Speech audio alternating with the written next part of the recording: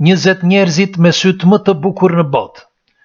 Shumë prej këtyre që shihni në këto foto nuk janë të njohur, madje disa janë edhe të vegjël. Dhe teksa i ka kapur fotografia rastësisht, më vonë askush më nuk u interesua për ta.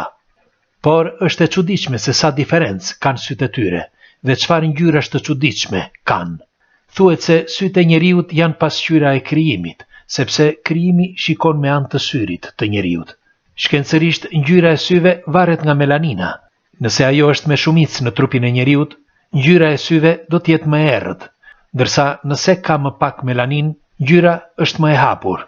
Megjithatë, ka disa kombinime të tjera, qoftë gjenetike, por edhe faktor të ndryshëm, që në disa herë formon disa ngjyra sysh vërtet unik në botë.